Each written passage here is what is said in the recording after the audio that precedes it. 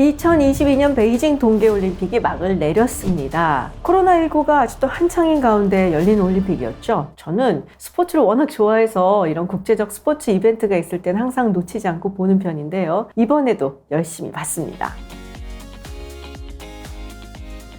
그런데 이번 올림픽엔 유난히 여러 가지 이야기가 많았어요. 너무 검사를 많이 하는 게 아니냐라는 얘기도 있고 취재 제한 이야기도 있었고요. 그리고 음식이라든지 여러 가지 재반 환경이 열악하다라는 불평도 있었고, 무엇보다도 우리나라 선수들이 정말 잘하는 이 쇼트트랙 경기에서 심판 편파 판정이 있는 게 아니냐라고 해서 많은 분들이 좀 화도 내셨죠. 근데 이런 이야기가 우리나라에서만 나오는 것은 아닌 것 같습니다. 선수들에게는 정치에 대해서는 일절 언급하지 말라는 엄중 경고가 내려졌다고 하죠. 만일 그랬다가는 중국 법에 따라서 처벌을 받게 될 것이다 라는 무시무시한 얘기도 있었다고 하는데요. 그래서인지 뉴질랜드 선수단은 기자회견장에서 이에 관련된 질문을 받았을 때 아예 질문을 커트를 해버리기도 했고요. 또한 독일 선수는 여기선 이야기하지 않고 고국에 돌아가서 이야기하겠다라고 답변하기도 했습니다. 또 모든 선수들이 의무적으로 다운로드를 받아야 하는 앱이 있었는데요. 마이 2022. 근데 여기에 좀 문제가 있다라는 얘기가 있었어요. 캐나다의 보안 회사인 시티즌스 랩에서 분석을 해봤더니 이 앱이 중요한 개인정보, 그러니까 이름, 전화번호, 이메일 주소라든지 그리고 여러 가지 중요한 생체 정보라든지 그리고 목소리 파일들을 제대로 암호화해서 보내지 못한다라는 이야기가 있는 거예요. 그러니까 그만큼 해킹당하기도 혹은 그 정보가 빼돌려지기도 쉽다라는 것이죠. 그리고 심지어 금지어 목록도 있었다고 하죠. 신장,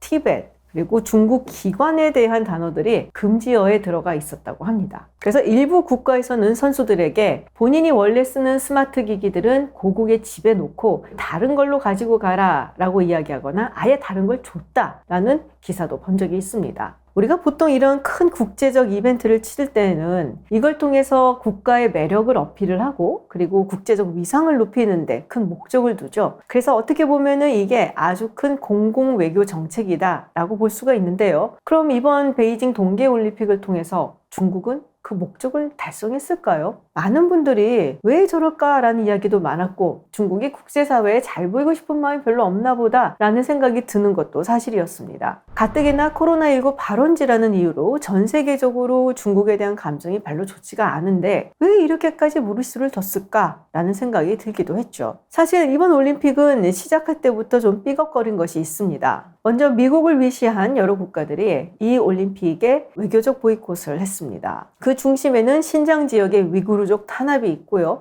또 홍콩의 민주화 운동을 탄압했다라는 것도 있고요. 그리고 작년 말에 중국의 테니스 스타인 횡슈아이가 중국 공산당의 고위 간부로부터 성폭행을 당했다라는 이야기를 자신의 SNS에 올린 후에 잠시 행방불명이 된 일이 있었죠. 이런 여러 가지 이유로 미국이 선수단은 보내되 외교 사절단을 보내지 않는 외교적 보이콧을 선언한 바 있습니다. 사실 우리나라에서는 연말에 갑자기 나온 이야기처럼 보도가 됐지만 이 부분에 대한 논의는 전부터 얘기가 되어 왔었어요. 그리고 여기에 영국, 캐나다, 호주, 인도, 리투아니아, 코소보, 벨기에, 덴마크, 에스토니아 이렇게 같이 참여를 했고요. 일본 같은 경우는 외교 사절단을 보내지는 않지만 IOC 관계자는 보내는 것으로 마무리를 지었죠. 또 그 외에 뉴질랜드, 오스트리아, 슬로베니아, 스웨덴, 네덜란드 같은 국가들도 역시 정부 인사를 보내지 않았습니다. 단 코로나 때문에 보내지 않는다라고 이야기를 했죠. 이런 조치에 중국은 당연히 올림픽과 정치를 엮지 말라면서 강력하게 반발했습니다. 그런데 중국 역시 올림픽을 정치에 크게 활용을 한 바가 있죠. 아니, 거의 모든 국가가 다 그랬습니다. 올림픽은 늘 항상 정치적이었죠. 올림픽이라는 것이 결국 자국 선수들이 얼마나 육체적으로 강인한가를 선보이고 그리고 국가적인 자존심을 높이는 장이라고 할 수가 있죠.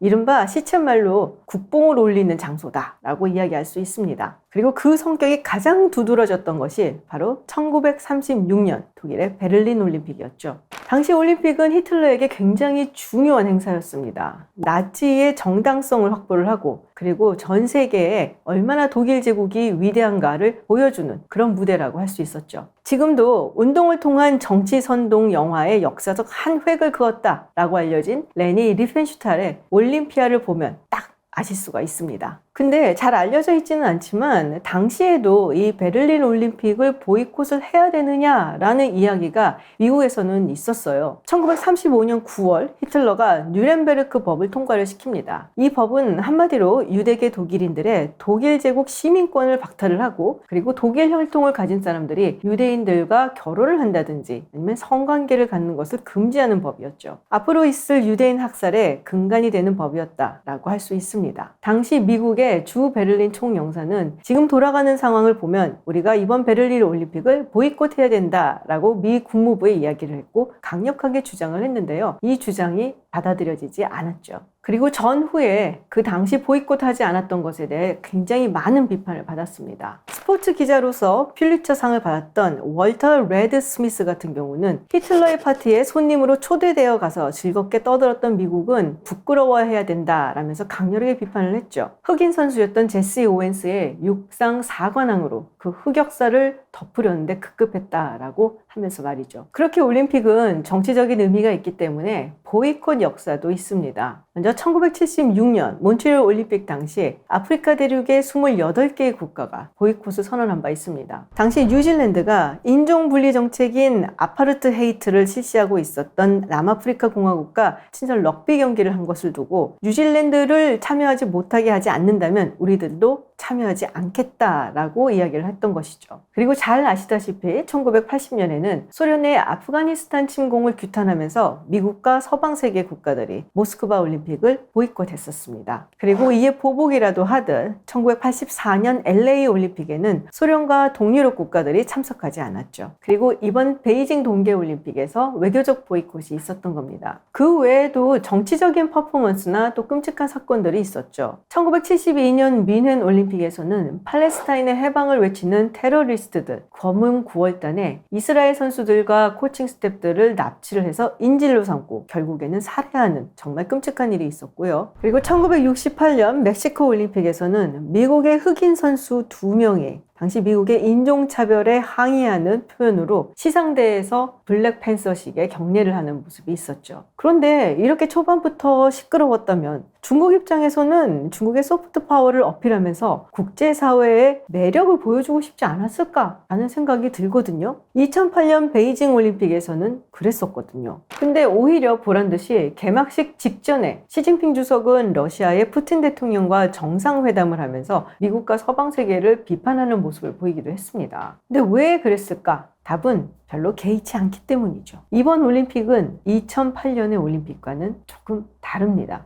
2008년 베이징 하계올림픽은 중국이 새로운 슈퍼파워로서 혹은 중요한 국제사회의 플레이어로서 데뷔를 한다라는 성격이 굉장히 강했어요. 그래서 부시 전 대통령 부부를 비롯해서 굉장히 많은 국빈들이 베이징 하계올림픽의 개막식에 참석을 했었죠. 중국이 국제무대에 돌아온 것을 환영하는 뜻으로. 그런데 이번 올림픽은 그때와 분위기가 사뭇 다릅니다. 지금의 중국은 그때와 다르기 때문이죠. 지금 중요한 것은 중국 내부의 결속, 그리고 시진핑 정권의 강화라고 볼 수 있습니다. 시진핑 주석은 내년에 사면임을 할 것을 계획으로 두고 있죠. 그렇기 때문에 올해 시진핑 주석 그리고 공산당의 인기를 한껏 높여놓는 것이 목표입니다. 2008년과는 달리 외국이 중국을 어떻게 생각하는가는 별로 중요하지도 않고요. 서로 그렇다고 해도 어차피 너희들은 우리 별로 반기지 않잖아 라는 태도도 있는 것이죠. 그렇기 때문에 우리식으로 우리가 하고 싶은 대로 한다 라는 뜻을 국제사회에 전달했다라고도 볼 수 있습니다. 지금 더 중요한 것은 국내적인 정치적 효과이고, 그렇기 때문에 중국 선수들이 더 많은 메달을 따면 딸수록 좋은 것이고, 그리고 중국이 이렇게 훌륭한 국가이고 그래서 중국은 위대하다라는 생각을 많은 중국인들이 가지게 하는 것이죠.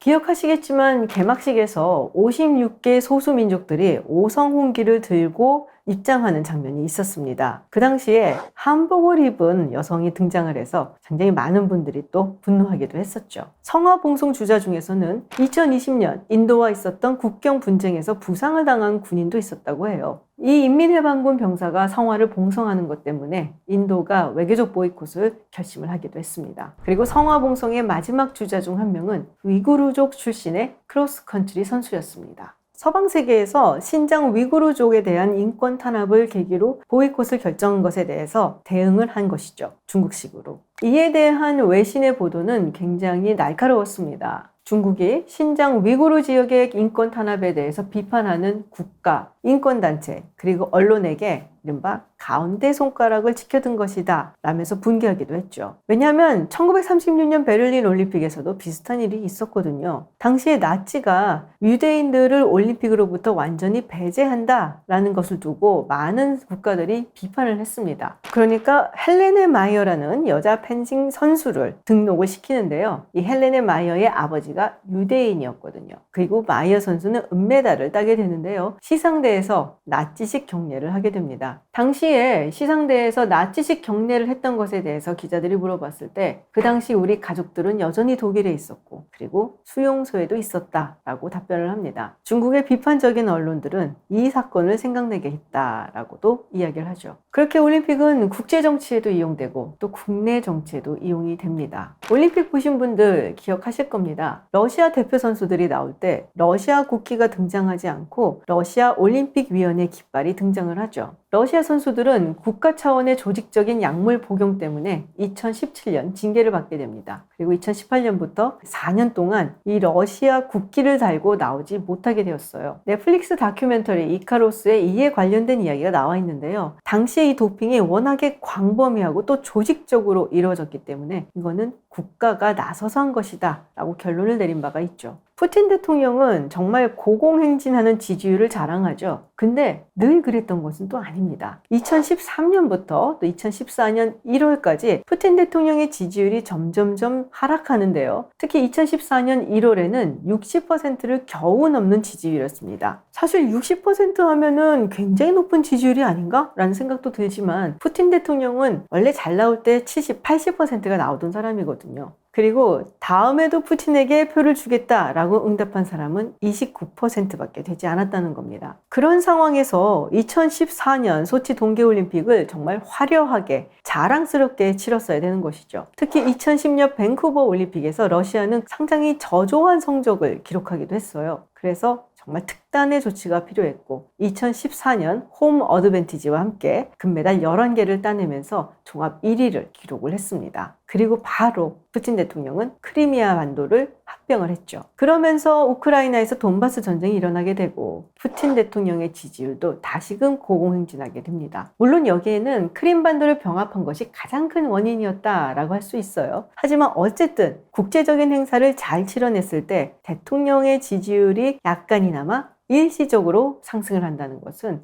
틀림없는 사실이기는 합니다. IOC 헌장의 50번째 룰에는 선수들이 정치적인 이야기, 인종적인 이야기를 하는 것을 금지하고 있습니다. 근데 최근의 트렌드는 이걸 조금 완화하는 분위기예요. 자신의 SNS라든지 올림픽 선수촌에서 경기가 있거나 혹은 메달 세레머니가 있지 않는 한 자신의 이야기를 할 수 있는 것쯤은 허용해도 된다라는 분위기인데요. 이번 올림픽에서는 다시 한번 굉장히 엄격하게 금지가 됐죠. 그 어떤 것보다도 가장 정치적인 이벤트인 올림픽에서 선수들은 그와 관련된 이야기를 단 한마디도 할 수가 없다는 것. 어떻게 보면 좀 아이러니가 아닐까라는 생각이 듭니다. 네, 2022년 베이징 동계올림픽이 끝났습니다. 우리 선수들 정말 열심히 선전하셨고요. 스포츠 팬으로서 매우 즐거웠습니다. 성적과 상관없이 모든 선수들에게 박수를 보냅니다. 오늘 영상은 여기서 마치고요. 또 재밌는 이야기로 찾아오겠습니다. 고맙습니다.